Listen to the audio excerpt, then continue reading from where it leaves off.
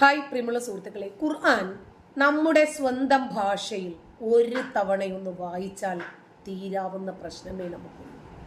കാരണം എന്തെന്നറിയാമോ?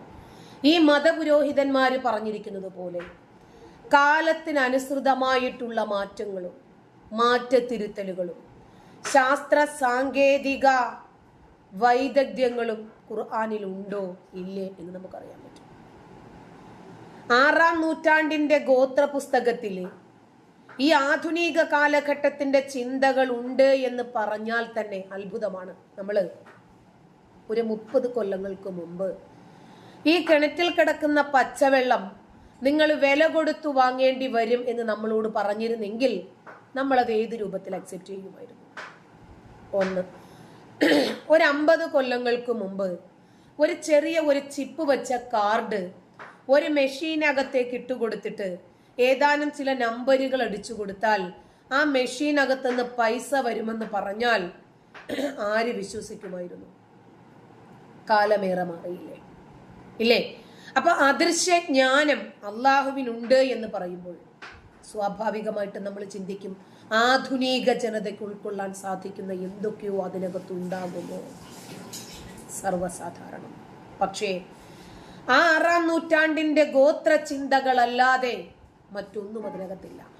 തന്നെയുമല്ല, കടിച്ചാൽ പൊട്ടാത്ത അന്ധവിശ്വാസങ്ങളും കള്ളക്കഥകളും മനുഷ്യന്റെ തലച്ചോറിനെ നിയന്ത്രിക്കുന്ന പടച്ച റബ്ബിന് തലച്ചോറിന്റെ പ്രവർത്തനങ്ങൾ പോലും എങ്ങനെയാണ് എന്നറിയാൻ കഴിഞ്ഞിട്ടില്ല.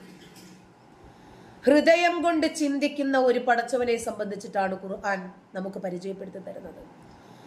ആ കാലഘട്ടത്തിലെ മനുഷ്യന്റെ ചിന്തകൾക്ക് അതീതമായി മറ്റൊന്നുമില്ല ഖുർആനിൽ. അതുകൊണ്ടാണ്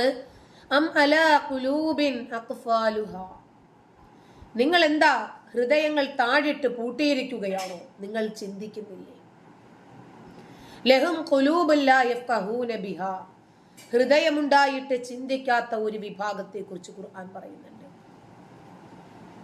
എന്നിട്ട് വലൗ കാന മിൻ ഇൻദി ഗൈരില്ലാഹ് ലവജദൂ ഫീഹി ഇഖ്തിലാഫൻ കസീറ, ഈ ഖുർആൻ അല്ലാഹു അല്ലാത്തവരുടെ പക്ഷത്ത് നിന്നായിരുന്നു വന്നിരുന്നതെങ്കിൽ ഇതിനകത്ത് ധാരാളം വൈരുദ്ധ്യങ്ങൾ കാണുമായിരുന്നു എന്ന് പറഞ്ഞതിൽ നിന്ന് തന്നെ ഇത് അല്ലാഹുവിൻ്റെതല്ല എന്ന് പടച്ചോൻ തന്നെ സാക്ഷ്യപ്പെടും. വൈരുദ്ധ്യങ്ങളുടെ വിഴുപ്പ് ഭാണ്ഡമാണ് ഖുർആൻ. വൈരുദ്ധ്യമല്ലാത്തതൊന്നുമില്ല ഇതിനകത്ത്. ഖുർആനിലെ ഏതു വചനങ്ങൾ എടുത്താലും ശരി, പരസ്പര വിരുദ്ധമായിട്ടുള്ള കാര്യങ്ങളാണ് ഇതിനകത്ത് പറഞ്ഞിരിക്കുന്നത്. എല്ലാ വസ്തുതകളും അംഗീകരിക്കാൻ സാധിക്കില്ല. അപ്പോൾ പറയുന്നത് ഇത്രയേ ഉള്ളൂ, ഈ ഖുർആൻ സ്വന്തം ഭാഷയിൽ ഒരാവർത്തി ഒന്ന് മനസ്സിലാക്കിയാൽ നമ്മുടെ സകല തെറ്റിദ്ധാരണകളും മാറും. ഇതിനകത്ത് എന്താണുള്ളത് എന്ന് ശരിക്കും ജനങ്ങൾ മനസ്സിലാക്കും. കൊള്ളയും കൊലയും ബലാത്കാരങ്ങളും പിടിച്ചുപറിയും, പിന്നെ അന്ധമായിട്ടുള്ള ചില വിശ്വാസങ്ങൾ. ആകാശത്ത് വാനലോകത്ത് അല്ലാഹു ഇരിപ്പുണ്ട്, ലക്ഷക്കണക്കിന് മലക്കുകൾ ഇങ്ങനെ താങ്ങി നിർത്തിയിരിക്കുക. എത്രയും കഴിവുള്ള പടച്ചോൻ ഈ മലക്കുകളെയെങ്കിലും ബുദ്ധിമുട്ടിപ്പിക്കാതിരിക്കണ്ടേ? സിംഹാസനത്തിൽ ഇരിക്കുന്നു എന്ന് പറയുമ്പോൾ പടച്ചോന് പിൻഭാഗമുണ്ടോ? ഇരിക്കണമല്ലോ. നമ്മുടെ ബുദ്ധി ഇത്രയ്ക്കേ ഉള്ളൂ. പടച്ചോന് കൈയുണ്ട് എന്ന് പറയുമ്പോൾ നമുക്ക് ഈ രൂപത്തിലുള്ള കൈകൾ മാത്രമേ നമുക്ക് ചിന്തിക്കാൻ കഴിയൂ. നമ്മുടെ ബുദ്ധിയെ സൃഷ്ടിച്ച് നിയന്ത്രിക്കുന്ന പടച്ച റബ്ബിന് അറിയില്ലേ നമ്മുടെ ചിന്തകൾ എപ്രകാരമായിരിക്കുമെന്ന്? അത് പറഞ്ഞു പഠിപ്പിക്കേണ്ട കാര്യമുണ്ടോ?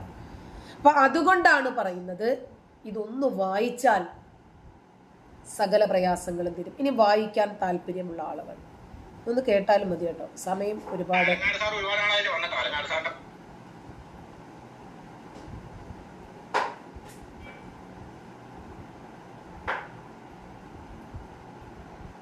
കണക്ട് ആയിട്ടില്ല. അലങ്കാർ സാറിന്റെ പ്രഭാഷണം നമ്മളിങ്ങനെ കേട്ടോണ്ടിരിക്കുക. അലങ്കാർ സാർ പറഞ്ഞ പോലെ ഈ സത്യം പറഞ്ഞാൽ ഇസ്ലാമിന് വേണ്ടി ഇത്രയധികം മുസ്ലിങ്ങൾ സ്പെൻഡ് ചെയ്യും.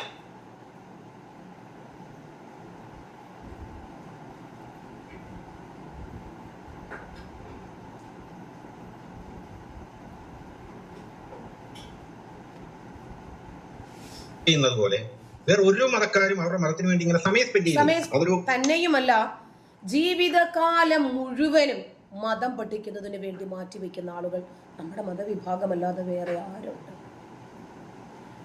ഓരോ സ്ഥാപനങ്ങളിൽ നിന്നും ഓരോ വർഷവും പഠിച്ചു പുറത്തിറങ്ങുന്ന ആളുകളെ എത്രയാ. ഓരോ വർഷവും ഈ മതസ്ഥാപനങ്ങളിൽ നിന്ന് പുറത്തിറങ്ങുന്ന ദാരിമിമാരും സുല്ലമിമാരും സൊലാഹിമാരും സലഫിമാരും മദനിമാരും ഈ പുസ്തകം കാണാപ്പാഠം പഠിക്കുന്നതിന് വേണ്ടി ജീവിതം ഒഴിഞ്ഞു വെച്ചിരിക്കുന്ന ആളുകൾ എന്തുവാ ഗുണം? വല്ല വാർക്കപ്പണിക്ക് പോയാൽ ഒന്നുമല്ലെങ്കിൽ കായികമായിട്ടെങ്കിലും ഒരാരോഗ്യം കിട്ടും. ഒരു പുസ്തകം 6-ാം നൂറ്റാണ്ടിലെ ഒരു ഗുഹയ്ക്കകത്ത് കുറച്ച് ആളുകൾ പോയിട്ട് 10, 200, 350, 300 വർഷം കിടന്ന് ഉറങ്ങി. അത് കഴിഞ്ഞിട്ട് എഴുന്നേറ്റപ്പോൾ അവർ പഴയതുപോലെ എഴുന്നേറ്റ് വന്നു എന്ന് കടിച്ചാൽ പൊട്ടാത്ത കള്ളങ്ങൾ പറഞ്ഞ് ഈ കാലഘട്ടത്തിലെ ആൾക്കാരെ പഠിപ്പിച്ചിട്ട് എന്തുവാ കാര്യം? അവര് 300 വർഷങ്ങൾക്ക് മുമ്പ് അവരുടെ കൂടെ പോയ ആടും പട്ടിയും ഒക്കെ എല്ലും തോലുമായിട്ട് അവിടെ നിപ്പുണ്ടെന്ന് അങ്ങനെ തന്നെ. തള്ളി മറിക്കുമ്പോൾ അതിനൊക്കെ ഒരു ലിമിറ്റില്ലേ? ഒരു ഇച്ചിരി ഉളുപ്പൊക്കെ ആയിക്കൂടെ ഇവർക്ക്?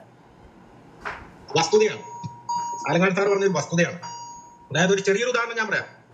ഈ ഇസ്ലാമിന്റെ ഹദീസ് ഗ്രന്ഥങ്ങൾ പരിശോധിക്കുമ്പോൾ ഒരു മനുഷ്യനെ പറ്റി പറയുന്നത് പേരൊന്നും ഞാൻ ഓർക്കുന്നില്ല, കാരണം നമ്മൾ ഈ ലാപ്ടോപ്പോ പിന്നെ തഫ്സീറുകളോ ഒന്നും മുൻപ് വെച്ചുകൊണ്ട് സംസാരിക്കുന്ന ഒരാളല്ല. എന്റെ ഡ്യൂട്ടി അങ്ങനെയാണ്, നമ്മുടെ ജോലി അങ്ങനെയാണ്. നമുക്ക് അത് ചുമന്നോണ്ട് നടക്കുന്നത്. എന്റെ ഓർമ്മകളിൽ നിന്ന് എടുത്താണ് നിങ്ങളോട് ആയത്തുകൾ പറയുന്ന ഹദീസ് പറയുന്നത്. അല്ല, എന്റെ ഓർമ്മകളിൽ നിന്നിട്ട്, കാരണം നമ്മുടെ ഓർമ്മകളിലൊക്കെ അത്രയും ഞാൻ ശേഖരിച്ച് വെച്ചിട്ടുണ്ട് ഓർമ്മകളിൽ. അതുകൊണ്ടാണ് ഒരു മനുഷ്യൻ, ആ മനുഷ്യൻ വലിയൊരു പണ്ഡിതനാണ്. അയാൾ പേര് ഓർക്കുന്നത്, ഹദീസൊക്കെ ഒരുപാട് ഹദീസുകൾ റിപ്പോർട്ട് ചെയ്തിട്ടുള്ള ഒരു പണ്ഡിതനാണ്. അയാള് ഈ അറബി രാജ്യങ്ങളിൽ നിങ്ങൾക്ക് പോയാൽ കാണാൻ സാധിക്കും, ഈത്തപ്പഴം കഴിക്കുന്ന കൂടാതെ അവര് ഈ തണ്ണിമത്തൻ ഒരുപാട് കഴിക്കുന്നവരാണ്. കാരണം അവിടെ ഈ ചൂടാണല്ലോ, ചൂട് പ്രദേശമായതുകൊണ്ട് തണ്ണിമത്തിന് നല്ല തണുപ്പ് കിട്ടും. തണുപ്പ് നല്ല മധുരമുണ്ട്. ഈ തണ്ണിമത്തിന് ഒരുപാട് ചെലവാകുന്ന ഒരു രാജ്യമാണ് അറബ് രാജ്യങ്ങൾ, പ്രത്യേകിച്ച് ഗൾഫ് രാജ്യങ്ങൾ. ഈ മനുഷ്യൻ തണ്ണിമത്തൻ കഴിക്കുകയായിരുന്നു. അപ്പൊ ഒരിക്കൽ ഈ അറബികളെല്ലാം തണ്ണിമത്തൻ കഴിക്കുന്നവരാണ്. അപ്പൊ ഇയാളോട് ചോദിച്ചു, താങ്കൾ എന്താണ് തണ്ണിമത്തൻ കഴിക്കാത്തതെന്ന് ഒരാൾ ചോദിച്ചു. ഒരു ശിഷ്യ ചോദിച്ചു. അപ്പൊ ഇയാൾ പറഞ്ഞാൽ മുഹമ്മദ് നബി ആ തണ്ണിമത്തന് എങ്ങനെയാണ് കടിച്ചത് എന്ന് എനിക്കറിയില്ല. അതായത് തണ്ണിമത്തൻ നമ്മളെ കടിച്ചെടുക്കുമല്ലോ, കടിച്ചെടുത്തിട്ടാണ് നമ്മൾ എടുക്കുന്നത്. മുഹമ്മദ് നബി അത് എങ്ങനെയാണ് ആ തണ്ണിമത്തൻ കടിച്ച രീതി എനിക്കറിയില്ല.